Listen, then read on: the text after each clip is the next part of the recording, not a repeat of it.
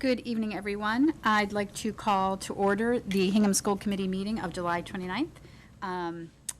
I would like to note that this meeting is being recorded and televised by Harbor Media. So if anyone else here intends to audio or video record this meeting, could you please identify yourself? Seeing none, we will get started. Before we move into the formal agenda, though, I just did want to make a very sad note. That Hingham Public Schools lost one of their very respected and well-beloved teachers, Allison Clark, after a very defiant battle with cancer. I'm just going to read very quickly, just briefly, some of the obituary. Allison was the beloved wife of Christopher Clark, loving mother of 3 children, William, Patrick, and Matthew, daughter of Mildred and the late William Bonnyman, and sister of Scott, Kevin, and Leslie. And in addition to her love of family and friends, Allison was a devoted teacher at Hingham Middle School, teaching French and Spanish. Hingham had been her hometown. Her family lived in West Bridgewater, and the services are this week. So we are very sorry. Our thoughts and prayers go out to Allison's family and to her students and her Hingham Public Schools family. And if folks want to just take a minute or 30 seconds to give a thought for Allison and her family.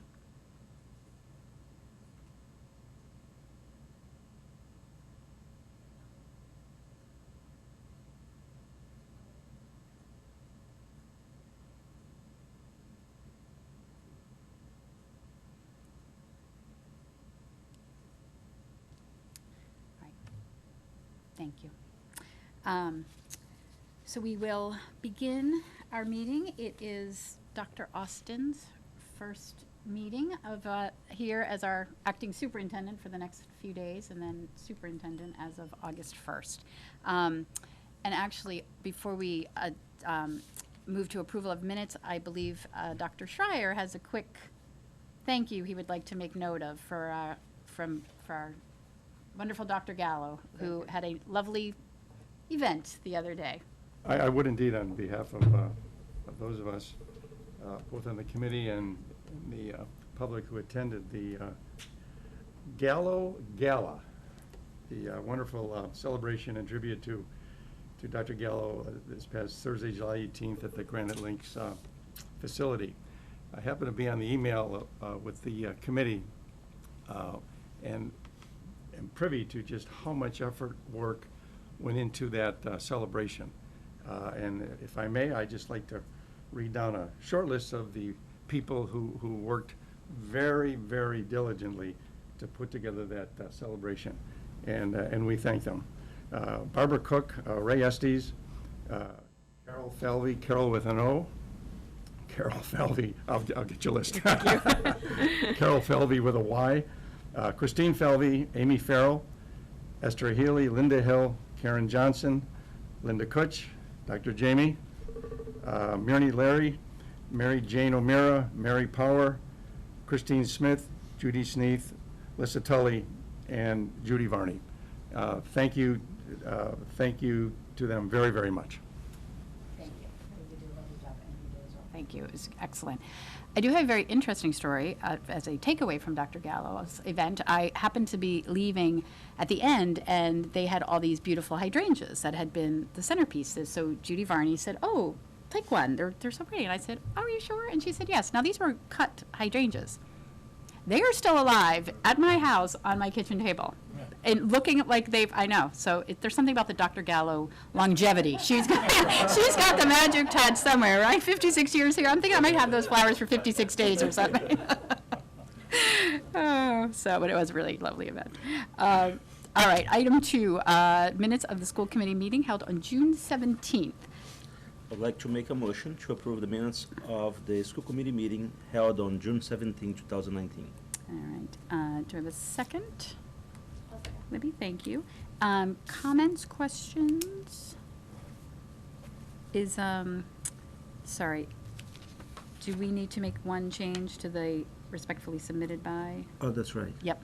So sorry, so Carlos had drafted the minutes, but Kerry was kind enough to go back and review the video and then make a couple of adjustments because there were a couple of names missing, I think. But I think we need to make an adjustment, because it says respectfully submitted by Carrie, but since Carrie wasn't at the meeting, we'll need to change it to read Carlos. Sure. Okay, so, With the amendments. with that amendment, everybody, all in favor of approving those? So we're just gonna do, Oh. I pointed something out too. Oh, okay.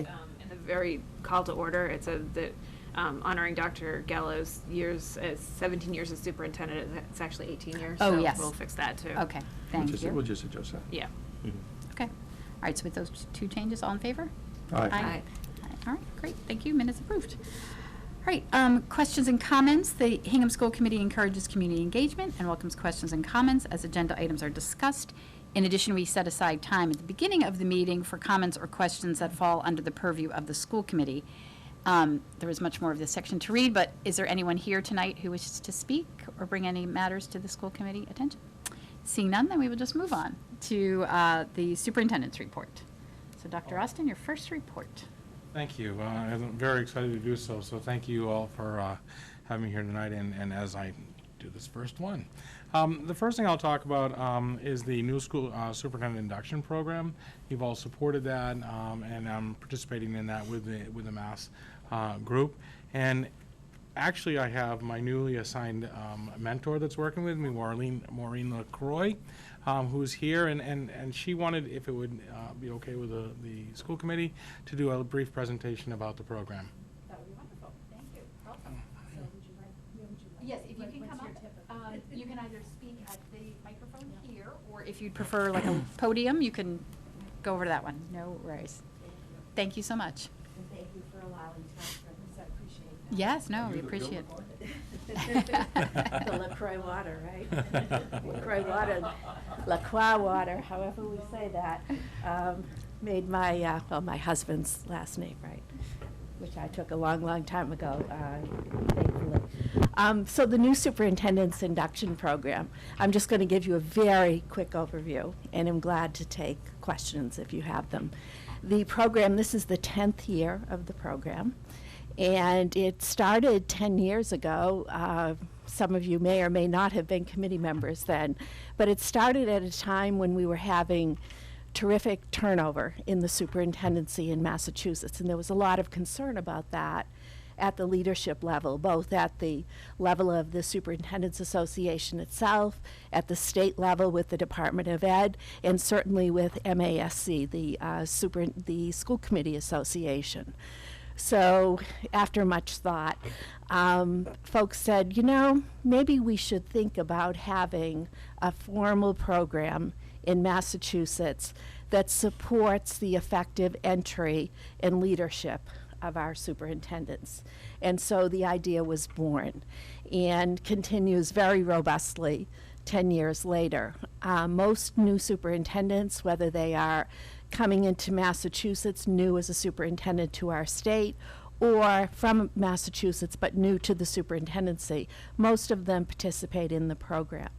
It's a 3-year program. It is robust, particularly in the first 2 years. The program consists of coaches who are all who have all been for a number of years superintendents. They're all retired superintendents, vast backgrounds among the coaching group. So you have these trained coaches who are in continuous training as part of this program. So it's not like, well, you were a superintendent for 10 or 15 or however many years. It's ongoing training for superintendents as a cohort. And then the superintendents with the new superintendents are part of training, which we call content days. So Dr. Austin, as part of the program, will participate in these full-day content days, which will include all of the NISIP coaches and all of the new superintendents who are part of his cohort, who have all started either on July 1st this year, or some of them may have started during the past school year but are just coming into the program now because they started mid-year. So we build the cohort in a couple of ways. We build the cohort between and among the coaches so that they're supporting and learning from each other, and then we build it out and build the cohort between and among the new superintendents. Some of the theories behind the program are that it's important when you come into a leadership position like the superintendency, which can be very lonely and can feel like a place where you don't have someone to call, that it's important that you have an individual that you can turn to, that you can work with a coach, on a very confidential basis, but that you can also learn from people who are learning the same job that you're learning at the same time. And I say learning in the context that in these leadership positions, we are continuously learning. And that's the business we're in. So we should particularly be learning as we go forward as educational leaders. The program focuses on what we consider the most important thing in schools, and that's the instructional core. So at the heart of our program, we say what's most important in schools is what happens in classrooms. And then we look at that and say, so to make sure that's the most effective that it can be, what do we need to surround that with? And we surround it not with a lot of technical education, like the technical parts of the superintendency, how to develop or understand a budget. You learn that elsewhere. You don't learn that as part of this program. What we do in this program is focus on leadership. So what are the skills that you need as a leader to be successful in a school district? So we will work through a number of strategies. We will work through ways to think about leadership. And most importantly, we'll focus on what we think is core to effective leadership. And that's working with and through the people who are on your leadership team, whether it's your leadership team sitting here this evening, whether it's working with your school committee members, which is a key skill that a superintendent has to have, or it's working with and through your principals, who then work with and through their teachers, et cetera, et cetera. So it works itself through the system. But central to it is understanding how important is that role of leadership, and what are the things that you need to think about as a leader? What are the ways you need to think about making decisions? How do you need to think about processing a problem that's before you? And then, how do you need to think about entry? So on a practical level this year, you will hear from the superintendent, I'm sure throughout the year, first about his entry plan, which will come before you for approval, and then after the entry plan has been executed over the course of 3 or 4 months, however long it takes to do that, there'll be a report of entry findings that comes to the school committee. Generally, that happens around mid-year. I don't want to put a particular date on it, but somewhere around maybe February or so. And the superintendent will work that out with you, depending on how long it takes him to get through entry. And as part of entry, one of the things that we stress is this is your opportunity to learn about the Hingham Public Schools. Learn about the schools, learn about the community, learn about what's most dear to the community, and learn about where is it that they want you to go next. What is that aspirational goal that the community has? They haven't reached that yet, but that's where they want to be headed. So this whole first year will be focused on entry. It will be focused on identifying who the major stakeholders are in Hingham, spending some time listening to those stakeholders, and then coming back to you as the school committee, as I said, somewhere around the mid-year point, with an entry report. Here's what I learned, and then giving you time. And of course, that report is, it's an iterative process that goes on behind the scenes with your leadership team in the district. So with your principals, et cetera, all of those folks are involved in that behind the scenes. That entry report will, as I said, end up in a report to you of entry findings, and eventually it will end up with a strategy. What is the strategy that the Hingham Public Schools should use to move the district forward? In that strategy, I believe you have a strategic plan in place. It won't ignore your strategic plan. It will take that into account, but it will be a more succinct, yet in some ways more robust approach to, okay, here's the heart of the work that we need to do for the next 3 to 5 years in Hingham. So it's a long way. I said I'd only take a minute. I probably went on and on. It's a long way of saying the program very thoughtfully supports how do you come into this job and take the right steps with this community to move this district forward. Because what matters at the most at the end of the day is the instructional core. And so you will hear as part of that a focus not only of this program, but you'll hear it from our commissioner at the Department of Education. The focus of our work has to also center on equity. Is every child getting what he or she needs to be the best that they can be? And that's equity, not equality. It's is every child getting what he or she needs. So you'll hear about that too as the work, unfolds. So that's just a very quick overview of a very, I would say, very carefully constructed program that's constructed to make our superintendents successful, but also to make our school districts the best that they can be. And it's a team effort. It's a collaborative effort. The program itself is a partnership between the Superintendents Association and the Department of Education, and it is very well supported by the Superintendents Association. By the School Committee Association. So we do a lot of work with folks from the School Committee Association, recognizing that the governance of the district and your role is crucial in the schools. So as superintendents, we not only have to understand and respect that, but figure out what are the best ways for us to work together. So that's a key part too. So that's a very quick overview. Questions? Liza? So in Paul's cohort, are there other people who have been superintendents in other districts? And also, are there other people that were from another state?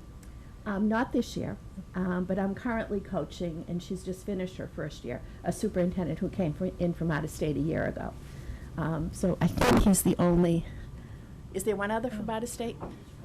Actually, it was from Maine. Okay, He was okay. in Maine last year, is in Massachusetts this year. Okay, so this is her first In superintendent? Massachusetts, Okay, yes. okay. And Yep. how many are in the cohort?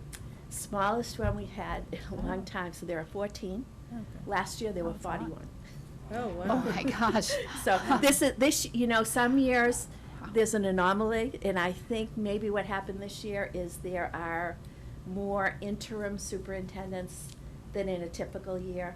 So come next year at this time, the number will probably go up again because of the openings that occur and also the interims. Have you seen any kind of a trend over the past 10 years? Like, I mean, is it? In terms of the program, on an average year, there are probably 30 to 40 superintendents, and I'm ballparking that number in the program.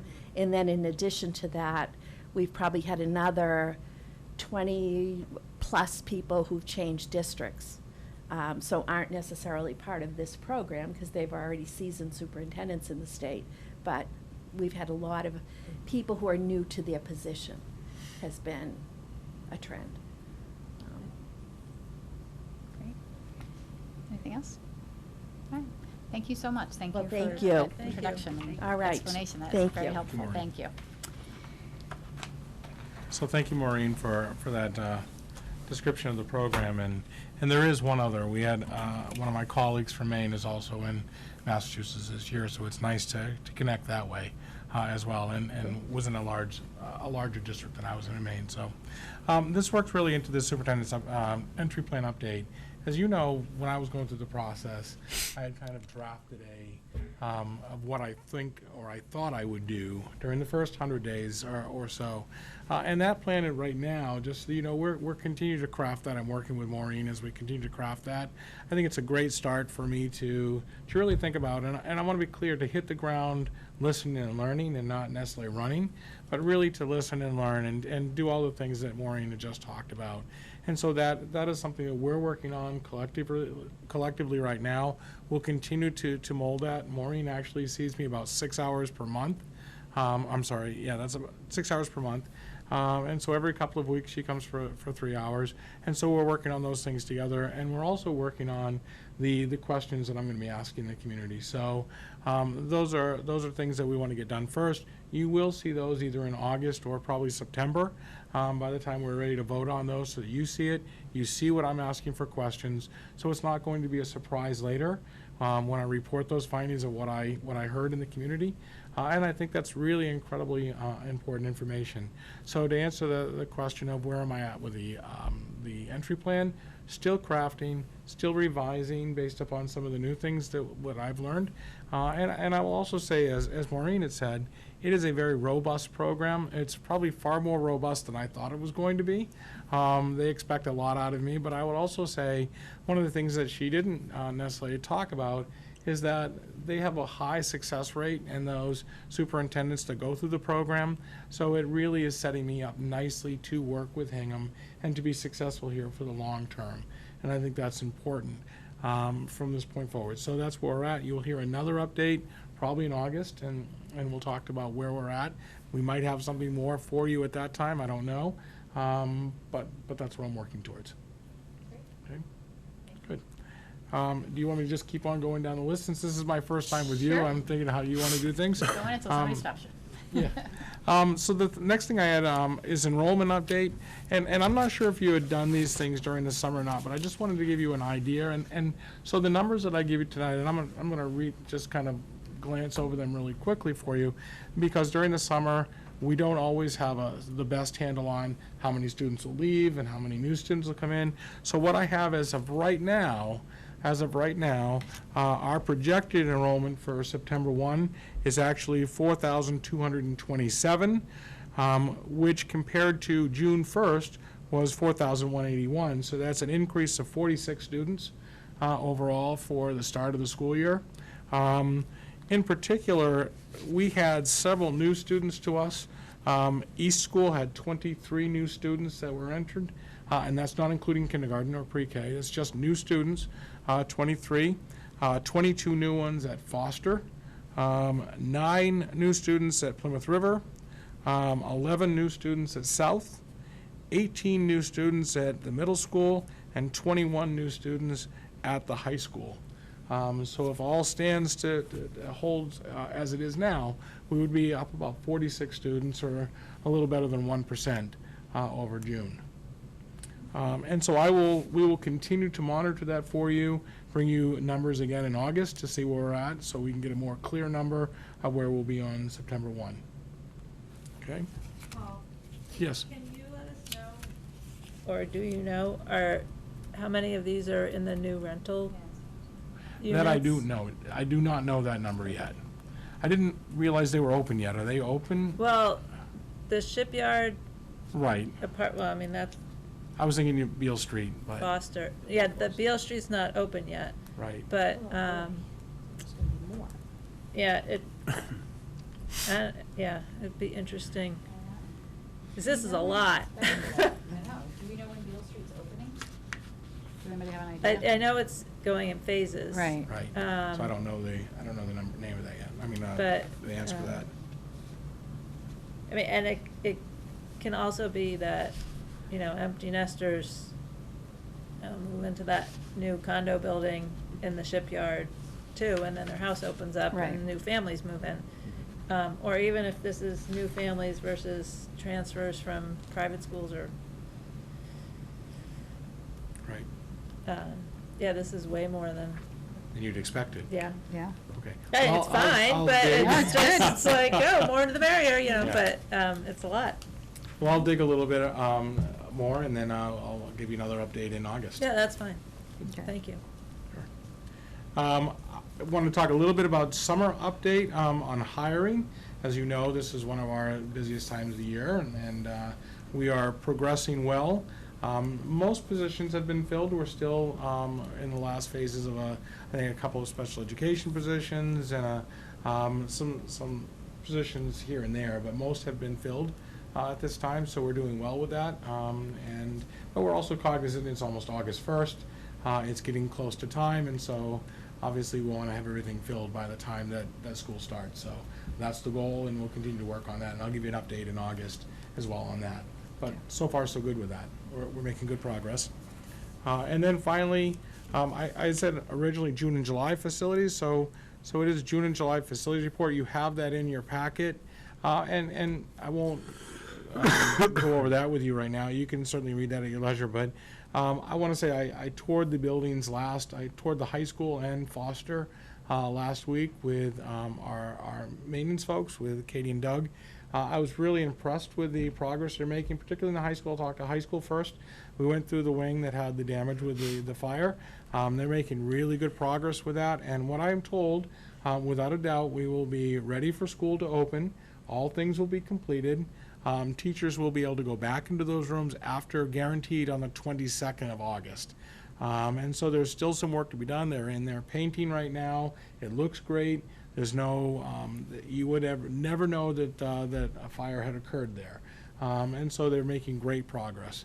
And so we're very pleased to see that. And then on the Foster side, with some of the renovations that were done over there, they've made great progress. Everything is up and running, and we'll be ready for school to be open. So that's the update I have for you in regards to our facilities. I was really pleased. I think probably everyone would think about making sure that we are ready for our students to enter, and I have absolutely no doubt they will be. So Foster, the quick connector is all done?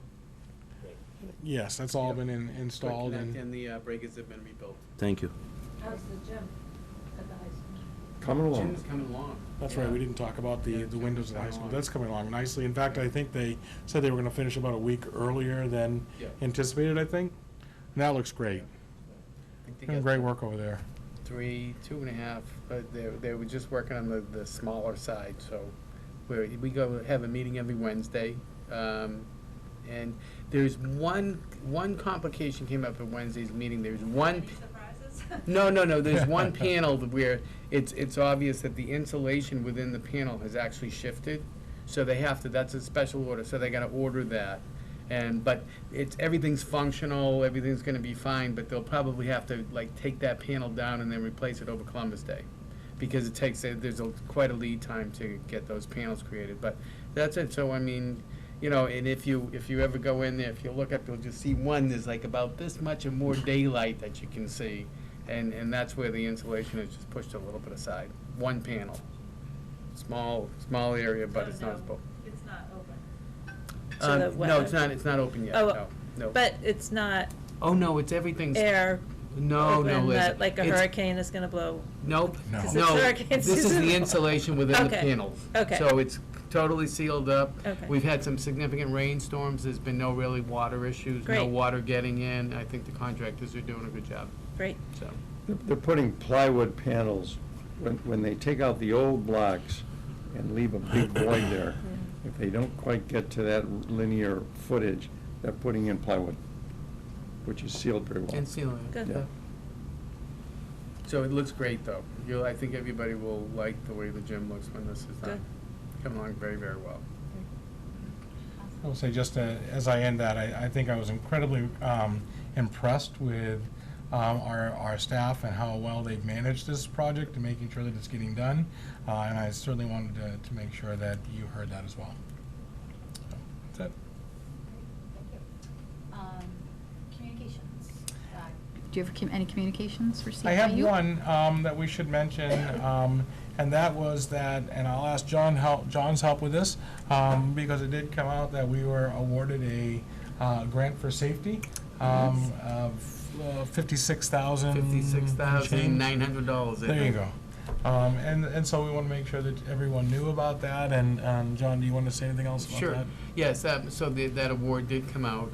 Some may be aware. So it was, initially when I put in the grant, I put in $178,000 worth of initiatives. And what they did grant on that was, they granted all the door locking mechanisms that I had asked for, which was at South and middle school and for the high school. So that would mean rekeying the high school and putting in door locks, so actually new hardware so that they would lock from the inside. Okay, plus all the rekeying in those 3 schools. So, that was a concern of some teachers mentioned in my security committee that we have, the ongoing security committee. That was one of the initiatives they really wanted. And it's funny, when they structured the grant, they said door locking mechanisms will sort of get extra points. I put the Plymouth River vestibule in there as well, but I didn't get that. And so when the money came at the 56.9, they said, hey, give us a revised budget. I had to call them up and say, well, what did I get? Because they just said you got 56.9, and what they said was you got the door locking mechanisms. So we'll be doing that project. And then from another capital thing, we're working on this Plymouth River vestibule. The one thing, and we will have a long-range planning committee meeting in a couple of weeks, but some information I'm getting on the vestibule right now is that it's going to run a little more than what I had thought about in the budget. So we'll take that up with long-range planning on the 7th, August 7th.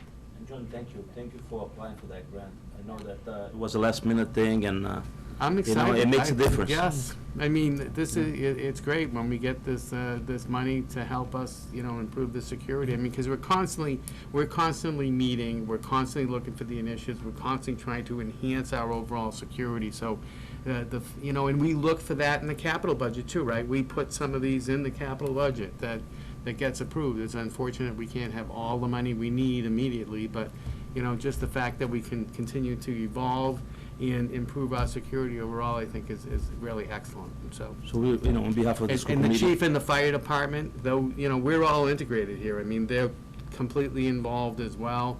And we probably will be putting out a joint press release very shortly between the schools and the chief and the police and the fire, and to alert people more about the initiative. So we want to thank Petra Kokana for submitting a letter of, Support. of support. So that was good. Yeah. Yes. Yes, thank you. John? Hey, everyone. That's great news. Thank you. That's it. Great. Other communications, I did get one communication from CPAC, which I mentioned to Dr. Austin on Friday, to look into the renewing membership into the South Shore VOTEC, just to see if that's something we want to start thinking about. Just an email from them regarding that. New business. 6.1 is to hear a proposed revision of HPS Policy 1.3.2 that would revise the date of the superintendent's annual evaluation. This is a first reading. Carrie, do you want to walk us through? Thank you. So we've been going through the policies, and we met last week, and we were just looking at the policy for reviewing the superintendent's performance, and legally we have to do that once a year, and the current policy says it's October 15th. That doesn't make a lot of sense right now because Paul just started, and also his contract has being reviewed in June. So we talked about taking the date out and just having it comply with the laws and regs and also his contract. And just so what would happen is we might talk about goals in the fall, but then we would evaluate them by June 30th as stated in the contract. So.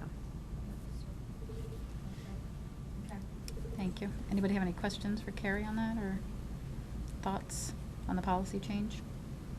And I'll just add to, when the policy subcommittee looked at this, we did look at other districts. Mm-hmm. And so we got some guidance from other districts on their policy here, so it has been vetted in other areas as well as in ours.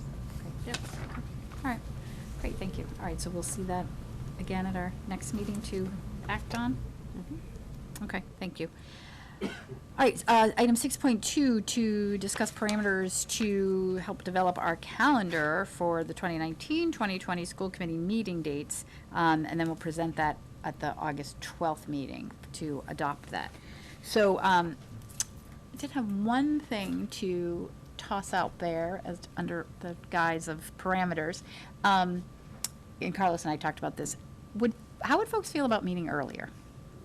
In, like, not 7 o'clock, like 5:30, 6 o'clock, 6:30. No? No? Why? Why?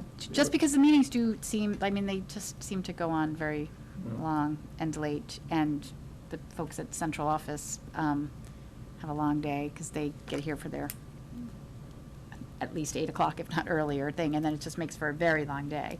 And just, it feels like we just sometimes, when the meetings go long, that they're very late. And then it just makes it even more difficult if you're having to get back up in the morning to go back to work or get kids off or whatever you're doing in the morning. So it was just a thought to consider if people would want to do it, I mean, even 30 minutes earlier, even 6:30, but I didn't know what people's schedules were.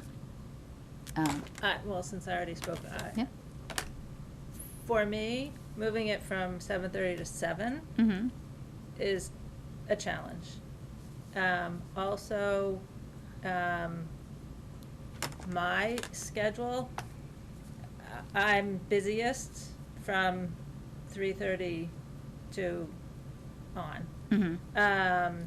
But also, I would say in regards to the public, Mm-hmm. that if we made it earlier, it would be a real challenge for the public who are working a regular job to be able to attend our meetings if we did it earlier. Well, that's why I And wasn't then- thinking like and 4, also but to- yeah. Well, and then also to be able to watch the meeting, and that we have a duty this is meant also for public participation, as a public body, and if we moved our meeting even earlier than 7, we're really being very different than any other elected board in town. And and a first thought, that's really hard for me from thinking of how we service the public. So. Yeah, I agree with that, all of that. It's personally, it would be a lot Yeah, yeah. harder, because that's my busy time too.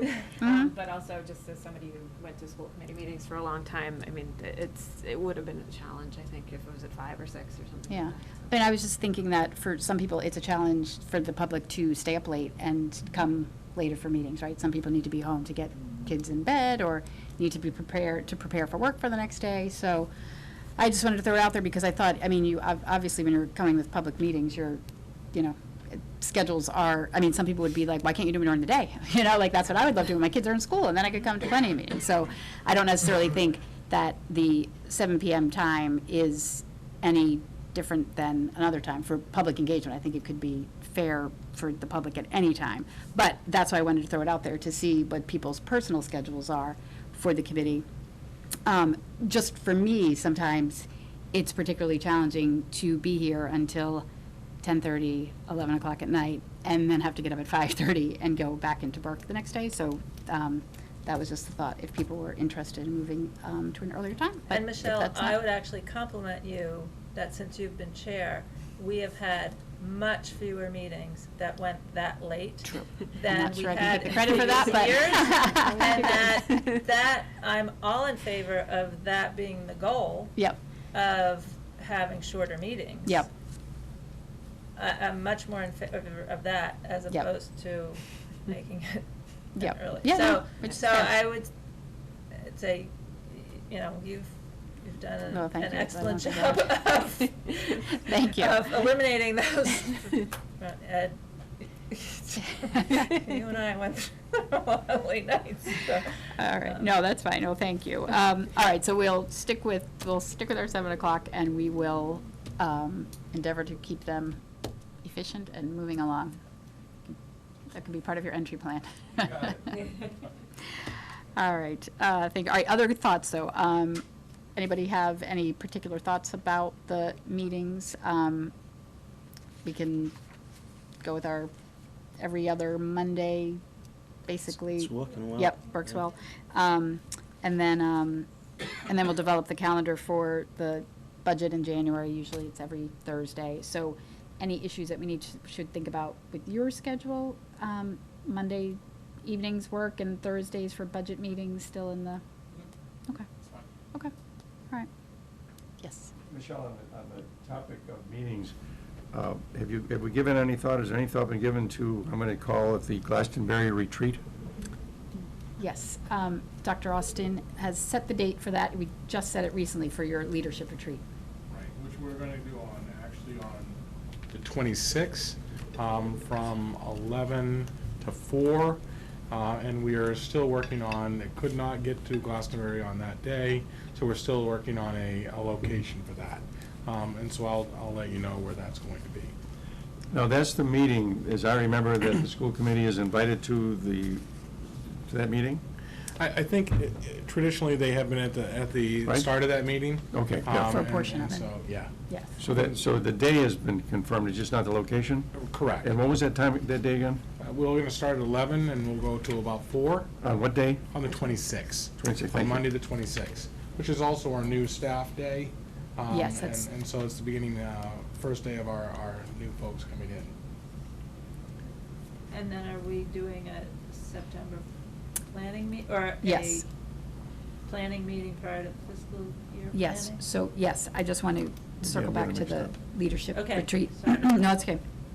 I think that we will, historically, we have done a short presentation at the beginning of the leadership meeting, just to go over the goals for the year or whatnot, but I think it's a condensed It's a meeting pretty this year, condensed so. meeting. We really it will be couldn't find a date. Very small, short update from the school committee, like less than 10 minutes. I think traditionally it's been held earlier in the summer, but obviously with the change this year, we're in much later and trying to find a day where everyone is here. We ended up with the end of August date, and so we did have to condense it to a 5-hour meeting.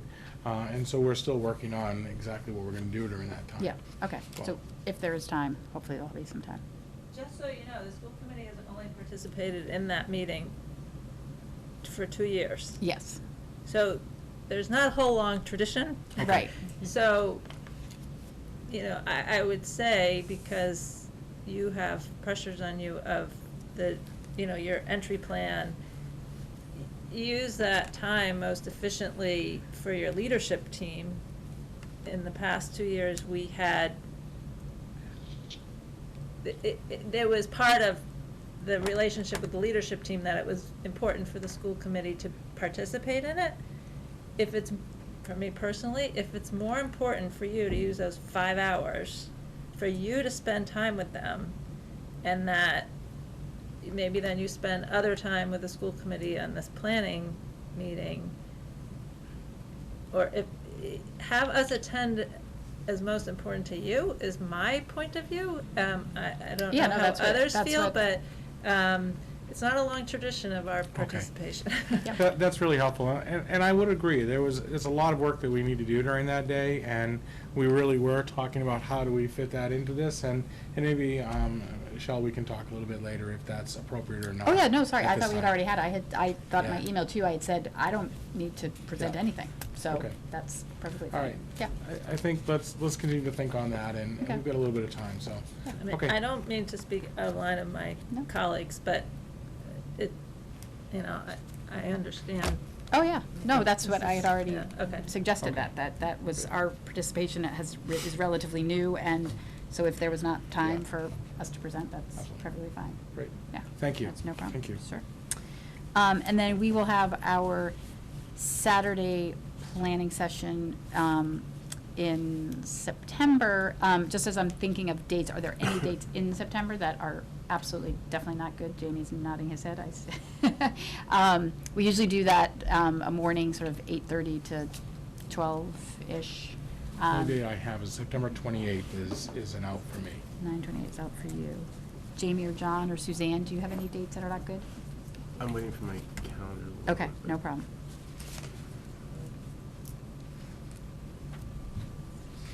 And is that usually, we usually include, and I can't even remember, is this, because we usually do one with the AdCom and the Board of Selectmen as well, Yeah, but no, is this that one- not, That's that's in the, January. that's Yeah. January, okay, this is just the school committee and us. Planning meeting, so we can Yes. talk about, what our budget is, what Okay. the goal, the I can do the 21st. direction for the I school can't do the committee, other where side. you wanna go for 2020, Okay, give a Just little the guidance.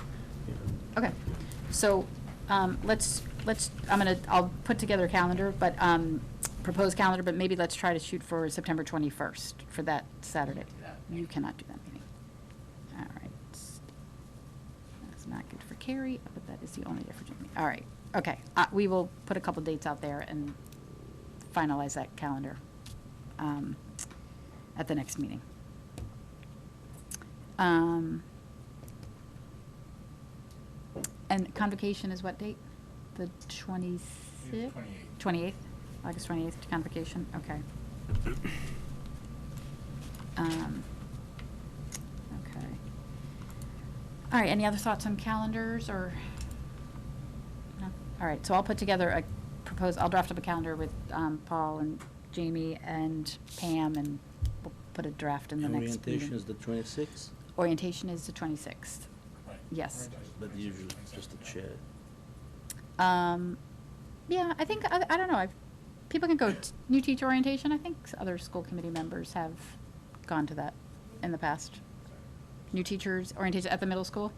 Just to be present, Yeah. You know, in the past, they've been present. If you so desire, I Yeah. mean, typically the Yeah. chair will say a couple words, but, you know, everybody's invited, that's for sure. Everybody gets introduced. Yes, all right, so so August 26th for new teacher orientation, if folks want to go at the middle school cafeteria. And then convocation is the 28th. Yes. All right, so we'll get that out at the next meeting. All right, item 6.2, we have a lot of, so 6.2, 6.3, 6.4, 6.5, and 6.6 are all just to receive notifications of various appointments of teachers, bus monitors, I think food service workers, advancements on the salary scale of teachers, some leaves of absence, and some resignations. So I don't know, there's a kind of a long list, so I won't read them all. But just welcome to all our new staff and faculty, and congratulations to those who are retiring, and thank them for their service, or those who are leaving the district. We'll just keep moving on because you've got some more positions to fill for the year, so that we'll keep going with that. All right, item 7, any 48-hour items? Anyone have anything under 48 hours from the administration? All right, subcommittee and project reports. Let's start with Liza, because Liza has a salary negotiation update to give us, and I think we have something to act on there. So, salary negotiations met earlier this evening, and we had a couple of things we were talking about. One that will be brought to our August meeting is we were relooking at some of the substitute rates, bus drivers and teachers. John was relooking at the rates, and we as a subcommittee agreed that we should readdress these, and they were mainly because of the minimum wage and the state is going up. We wanted to make sure that we're competitive with those natural increases. So John needs to do a little more research, but he's going to bring a recommendation to us at our August meeting so that those would apply for this school year. And as far as the issue we have to act on, in a previous executive session for the school committee regarding a union contract negotiation, we had informed the committee, and so we're saying this publicly tonight, that our legal counsel, Peter Ebb, had informed us that he's retiring at the end of the calendar year. Upon learning that, and we appreciated him giving us enough notice for that, the school committee instructed Superintendent Austin, when he began, to issue a request for proposals from law firms so that we could begin that process. So tonight, the subcommittee discussed the process of now interviewing firms. We did receive 12 proposals, so it was a good variety of proposals. And one of the issues that the administration checked on too is what is the open meeting law process within the state for interviewing a law firm, and that would have to be done in public session. It's not one of the 10 executive session items. And one of our discussions was that with legal counsel, there are a lot of confidentiality issues that have to be discussed and that we would want to talk with these firms about. And so what type of process can we go through in order to do that? And some of those issues involve, just disciplinary issues with students, staffing issues, special education, 504 plan issues, investigations, contract negotiations. It's a fairly lengthy list of issues. And so the recommendation from the Attorney General's office was to establish an interviewing committee with the administration and have one school committee member to participate in that. As a subcommittee, we talked about that, we like to have full school committee involved in these things. So as we talked it through, our recommendation, this is what we'd like to get a vote on, is to have the full school committee provide questions that can be asked in these interviews, have one person participate with the administration in doing the interviews for the firms, and then once we conduct the interviews, determine if there is the recommended firm or one or two firms that come out of it, and then have a public session for the committee to ask appropriate questions in public of them so that a final decision can be made. So as we were talking, the suggestion is that as myself as chair of salary negotiations, that I would sit in on the interviews with Paul and Jamie, John, or the administration can still determine. And so that is our suggestion. So it's still an ongoing process, but in order to conduct the interviews, we want to make sure that we can do the confidential questioning for the screening. Seems reasonable. Okay. Okay, so the community outreach. No. Sorry, does that sound reasonable to you as well? Yes. Okay. Okay. Sorry. All right. No, that's okay. That is all right. All right. Okay, great. So we will move ahead with that. Any other? So then Yep. once we establish the dates, we'll let you know the date for people to send questions. And actually, if you can just send the questions to Paul, and then we can compile, make sure we get all the issues covered, because fortunately, they've already been thinking about the questions, and I think, we have a good sense of where we are. But we'll make sure that everyone's concerns are covered. That's great. Thank you very much. And I think that was all that I had to report on. Now, Libby. Okay, so community outreach met, when did we meet? Recently. Our next meeting is scheduled for September 17th at 8:30 in the morning. And at the last meeting, we discussed a few potential developments in Hingham. One being the Fusion Academy, and the fact that it's up to the school committee to approve any other schools in the town. So we're just sort of waiting for updates on it to see if it's actually going to go through, and then what we would do. Community outreach is typically responsible for doing a walkthrough and making sure that they conform to whatever criteria we have which we have already put together for Sua Escuela, so we can use that. But anyway, that's just sort of on our radar.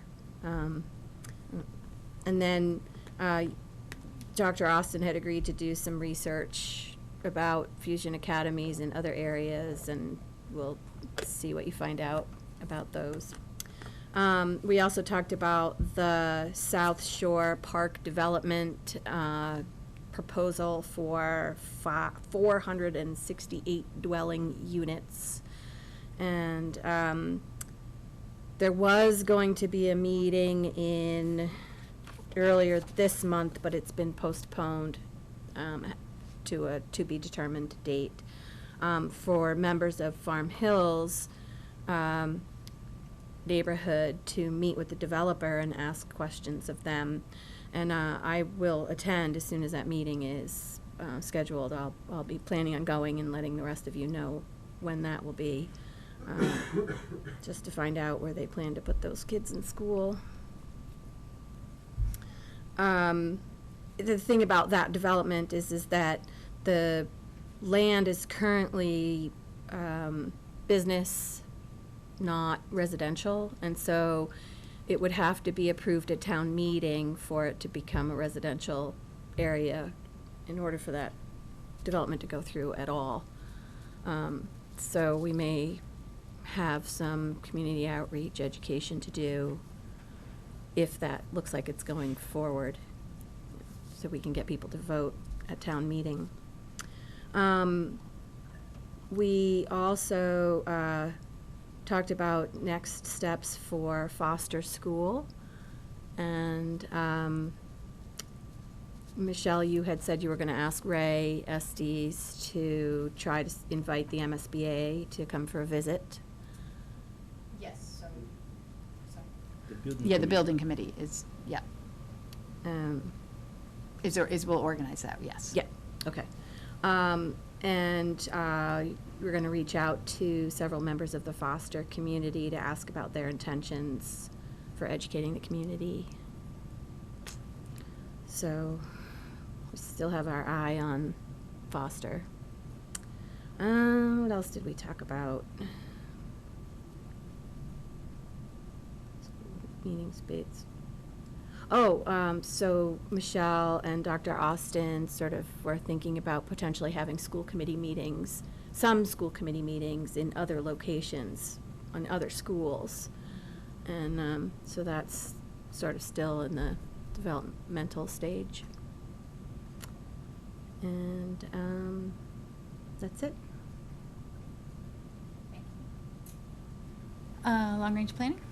Long-range planning will be meeting on August 7 at 4:30 p.m. Any other policy? Okay. Can I just back up and mention one more thing? I'm sorry. Yep. We also talked about the acquisition of a new website, and that Dr. Austin's soft goal of rolling one out for 2019-2020 school year is pending. And just want to keep people aware of the fact that we will eventually have a new website. Okay, sorry. All right, so policy met on July 24th, and we're thinking that with Dr. Austin coming in, this is a good chance to take kind of a fresh look at our whole policy manual, how it's organized, and we're all doing some homework, but we'd like to, with the goal of making sure we have relevant policies. If there's anything that we need to get rid of, we can do that, and then we want to make the policies and the procedures more accessible to the community and to faculty and staff. So we're still looking at the best ways to do that. Let's see, we talked about the superintendent evaluation policy. We're looking at the public speak policy, which is that portion of number 3 on the agenda. So Michelle, you had updated the practice of it, but to bring it into compliance with the recent court case, but the policy is not, so we're taking a look at that. Jamie had shared some legal opinion from the council, so we're all going to read through that and take a crack at it, and we should, I think, have something for the next meeting after. And then we also discussed the plastic bottle and straw presentation that the elementary students came. Everyone was really impressed with the kids and the job they did. Paul was going to be meeting with Kim Smith to get her input on that department and next steps, and we're going to discuss it further in the next meeting, but in the meantime we discuss ways to further communicate with the community and also to kind of support the green teams at the different schools. in their efforts of educating. There's no reason to stop and wait for anything else. So, and then we will be meeting again on August 7th at 9 a.m.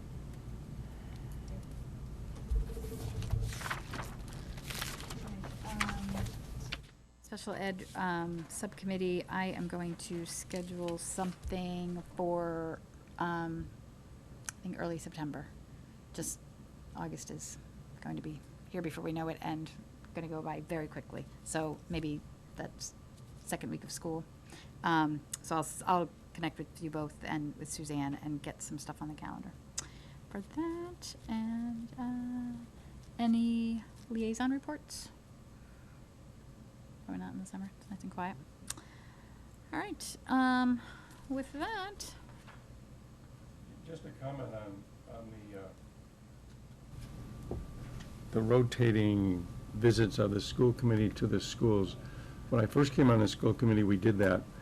My recollection is we would do 3 a year, every other year for each of the 6 schools.